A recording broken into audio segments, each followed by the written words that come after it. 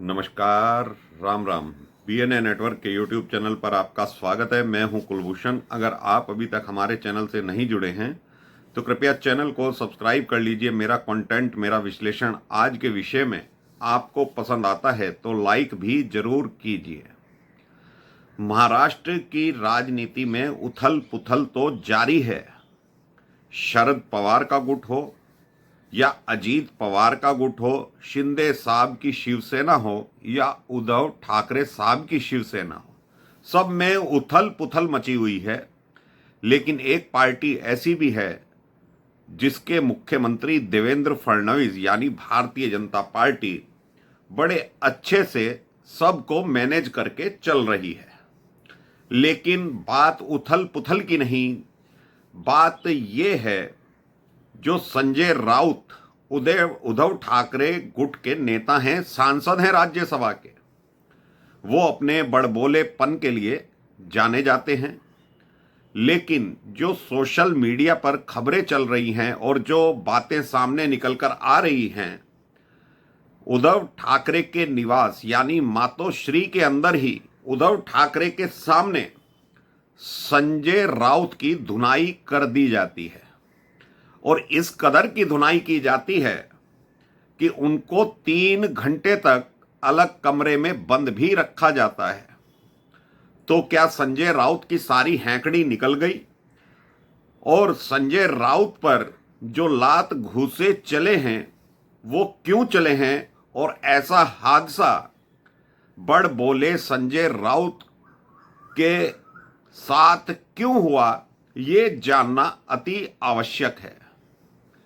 एक किरदार जो उद्धव ठाकरे को मुख्यमंत्री बनवाता है, शरद पवार को चाणक्य बताता है और कांग्रेस के गुणगान करता है, वो हैं संजय राउत। भाजपा से अलग करने वाले वो हैं संजय राउत। क्योंकि जब शिवसेना का विभाजन नहीं हुआ था तो उसमें संजय राउत एक चेहरा उभर कर आए थे और उद्धव ठाकरे ने उनको सांसद भी बनाया था। संजय राउत शिवसेना के जो मुखपत्र निकलता है सामना, उसके संपादक भी हैं। तो मोदी सरकार की 2014 से लेकर अब तक संजय राउत कहीं ना कहीं बुराई करते आए हैं। भले ही शिवसेना समर्थन देती रही हो केंद्र में और राज्य में, लेकिन संजय राउत अपने कमेंट और अपने बड़पोलेपन की वजह से भाजपा की आंखों में खटकते रहे। तो बीएमसी के चुनाव नजदीक हैं, यानी मुंबई महानगर पालिका का जो बजट है, जितने देश में छोटे राज्य हैं उन राज्यों से अधिक है। तो ऐसे में ये चुनाव बड़ा महत्वपूर्ण हो जाता है। क्योंकि अभी उद्धव ठाकरे को, शरद पवार को बहुत बड़ा झटका लगा है विधानसभा के चुनावों में, और ऐसा ही झटका लोकसभा में भाजपा को लगा था। तो बीएमसी के चुनाव के मद्देनजर उद्धव ठाकरे के निवास मातोश्री पर बैठक चल रही थी। कई पार्षद मौजूद थे, सांसद मौजूद थे, विधायक मौजूद थे और उद्धव ठाकरे बैठक ले रहे थे। आदित्य ठाकरे भी उसी बैठक में मौजूद थे। तो पार्षदों ने, विधायकों ने और जो सांसदों ने उद्धव ठाकरे के सामने बात रखी कि अब हमें हिंदुत्व के मुद्दे पर ही चुनाव लड़ना पड़ेगा। और बाला साहब ठाकरे, जिन्होंने शिवसेना का गठन किया था, उनके आदर्शों पर चलकर ही, हिंदुत्व की राह पर चलकर ही हमें कार्यकर्ताओं को फिर से इकट्ठा करना पड़ेगा। वरना जो दुर्गति विधानसभा चुनाव में हुई है, केवल 10 सीटें ही प्राप्त कर पाई है उद्धव ठाकरे की पार्टी। और यही हालात एनसीपी का भी रहा और यही हालात कांग्रेस के भी रहे। तो ये बात संजय राउत को नागवार गुजरी। संजय राउत ने कभी कोई चुनाव नहीं लड़ा है और संजय राउत जैसा कि मैंने कहा, सामना जो मुखपत्र निकलता है उसके संपादक भी हैं और उच्च सदन राज्यसभा के सांसद भी हैं।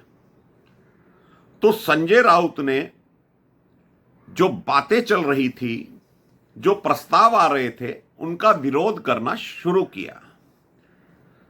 तो धीरे धीरे जब 15-20 मिनट हो जाते हैं और संजय राउत तरह तरह के विरोधाभासी बयान दे रहे थे बैठक के अंदर ही, तो कुछ पार्षद इशारों ही इशारों में उठते हैं और 4-5 पार्षद उद्धव ठाकरे के सामने ही पहले तो संजय राउत को चुप कराने की कोशिश करते हैं।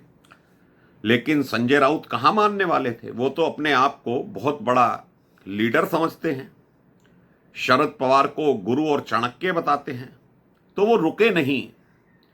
तो ऐसे में उन पार्षदों ने किसी बड़े नेता का इशारा तो जरूर रहा होगा, संजय राउत की धुनाई शुरू कर दी। उद्धव ठाकरे बीच बचाव में नहीं आए, आदित्य ठाकरे बीच बचाव में नहीं आए, और ये घटना मातोश्री में घटी जो उद्धव ठाकरे का निवास है। तो जब 5-7 मिनट तक बहुत अच्छी धुनाई हुई, लात घुसे चले संजय राउत के ऊपर, और संजय राउत को पकड़कर दूसरे कमरे में बंद कर दिया गया।